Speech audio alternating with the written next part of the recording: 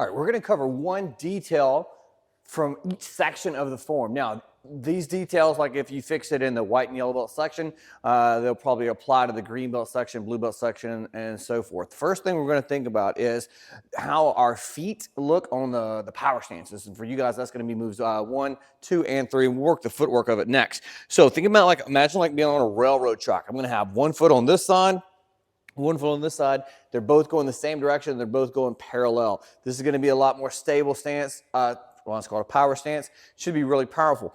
If you have both feet on the same one, which is the common problem, is like you got your front leg bent, your back leg straight. You're not really going to have You're not really going to have great balance standing like this. It's going to be, especially for that low block or the high block, I'm going to be much, much more stable with one foot way over here, one foot way over here. So if you guys are videoing your form and watching back, look and imagine if your feet would be on that railroad track. I'm going to take that detail and show you like moves 1, 2, and 3. So I start in our attention stance. We always bow. We always move our left foot to our ready stance. So move 1, my head's going to go first. Boom. I turn and I high block. Both feet parallel. They're both going the same direction for that high block.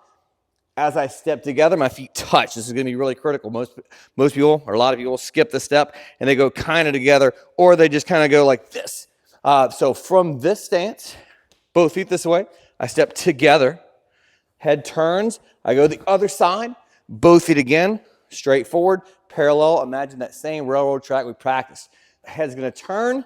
We do another one of those steps together. So my feet touch, I step, boom. Common one here. Almost everybody goes too narrow on move 3. Even if they have a wide stance on 1 and 2, the majority go narrow on move 3. I have to get my head there. I got to get both feet going straight forward, get that wide parallel power stance. All right, our detail that we're going to think about for the yellow belt section is going to be after the knife hand, right before the block. So I just did my side kick, knife hand, step, and knife hand. So from here, first thing that's going to happen, I want to look to the side, then I'm going to prepare for the block, and then I'm going to block. What common issues, people just go kind of boom, and they just put their block up there. I have to get my eyes there first, prepare, then block. And the block also has to pass across my face. So I want to get my eyes there first, then prepare, and then fire out the block. For the green belt, the detail we're thinking about is landing in the sparring stance. This will be the first sparring stance, and that is in your form. So from your last punch, we did the step, punch, step, punch. I'm in that same power stance that we talked about for our white and yellow belts. From there, my hands go up. I'm going to round kick. I'm going to land in a back stance or a sparring stance. My feet make the letter L, and it's 3 of my own feet. So there's 1, there's 2, there's 3. It is the first sparring stance in the form. Common problems, everybody lands in like the big base stance because that is the stance they've had in the form. They've had the base stance in the white belt section and the yellow belt section. This is the first sparring stance, so I'm going to focus on that one. Trying to land in the sparring stance, 3 of my own feet long, feet letter L, and if you slid your front foot back, it would hit your back foot. So I don't want him in an L, but then like offline like this. I want him in the same line with each other. My heels are in line. My feet make the letter L. For the blue belt detail we're thinking about today, we're thinking about the palm heel. I'm going to do it going this direction, so just so you can see it better for the video from the camera. Now in the form, it would be the palm heel would be going this direction, but we're going to do the same hand. So from the last one, we just talked about landing in the sparring stance for our green belt. So from there, as I turn, this hand that is a knife is going to aim and become a fist. And my feet are going to change from a sparring stance going this way to a sparring stance going this way. So my weight also has to go from mostly back here to mostly here. But the thing we're really thinking about is this palm heel. I want to start it at my waist, and I'm going to go straight out, almost like a punch with a twist on the end.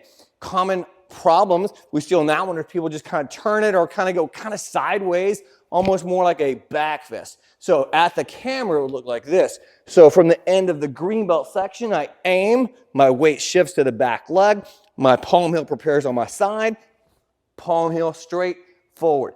So straight forward, almost like you're hitting a board, not sideways. So that would be the blue belt detail we're thinking about for right now. For the brown belt detail, we're going to think about the spin crescent kick. Now, obviously, it is the first spin kick in the form, so we got to make sure we get our eyes there first. The easy way to practice is at home. If you're doing this with mom or dad or a camera or a mirror, I can't throw my spin crescent kick until I see the camera or the target. Almost everybody goes too early for the spin kick. So it's right after the front kick. So they do the front kick and then they land. So if the peak or the highest point of their kick is over here to this side, they kick too early. Nobody ever kicks too late. Everybody either kicks early or at the right time. So this would be too early. So if I turn and I kick and my peak is like way over here, then my foot doesn't land behind me, and then I'm gonna have a lot of trouble for that next technique. I have to make sure I get my eyes and shoulders around first. I see it, so slow it looks like this. I get my eyes and shoulders there first, then the crescent kick happens, then it'll automatically almost always land right in the back where it's supposed to. So a little faster it looks like this. So at the right time, I get my eyes, boom, and then my leg. Then my leg's in the right spot for the next move, and it makes it much, much easier. All right, so for the red belt detail, we're thinking about that transition step where your punching knuckles go on your hip bone. So a lot of people still have their hand kind of like this, which they would never do if they do a punch. But when they do this move, they just kind of put their hands kind of like this, or like this, or like this. It's still gonna look just like a punch. The same way you normally always punch, that is the same exact way these are gonna go. So from the step, I'm stepping over, my punching knuckles go to my hip bones. Also, so my elbows are in a straight line with my shoulders and my body. Everything's like this. I don't want them like this, or like flared forward. Nobody really does that one. A lot of people have them backwards though. So I want to have them in a straight line. From here, as I step in front, when I hit this side kick, I want everything to be in this like a straight line. Imagine if you were up against the wall. My side kick is against the wall. My back is against the wall. My elbows are against the wall. Everything will be against the wall. So from there, tight fist, punching knuckles on the hip, eyes forward. I step in front, chamber, side kick, land, boom. But when I do the side kick, I want to try to make sure my heel, my back, and my elbows are all in one straight line. That's kind of showing how clean your lines of movement are on that technique. The junior black belt section detail. That is going to be the step back outside block. The majority of people, when they do this, and there's two things, they either go super far past their face, or they don't land in a sparring stance and they turn that front foot and they're all like this. So from that low block, I'm going to prepare. This hand is going to go out. So from here, I'm stepping from just a sparring stance to a sparring stance. But the majority of issues, people go sparring stance to like almost a base stance where they close off and they go past. So from the block, I prepare, I step back, and I block, and I land. But I'm just blocking the front of my face. I'm not trying to block something coming over from this side right in front of me. That's where my block is going. So one more time on that one. Boom. I prepare. I want to land with my heels in line and my front foot going forward, not landing with this foot going this way and this foot going this way, or both going this way. So I want to finish my feet in that same letter L sparring stance. For the adult black belt section, we're going to work that wrist roll, aim, punch part. A lot of people just kind of mesh all this together and then make it look like one kind of flowing move versus like a couple separate move combination. So from the X block, we did the low X, right leg in front, so right hand's on top. Same idea for this one, the knife hand. So my left hand, my back hand is going to close.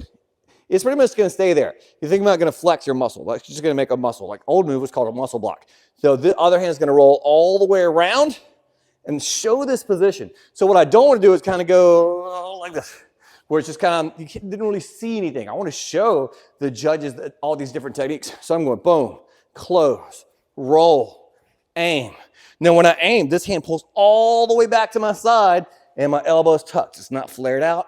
Boom. And I go from a power stance to a sparring stance as I punch underneath. So towards the camera, that one's going to look like this. So I did the X and the high X.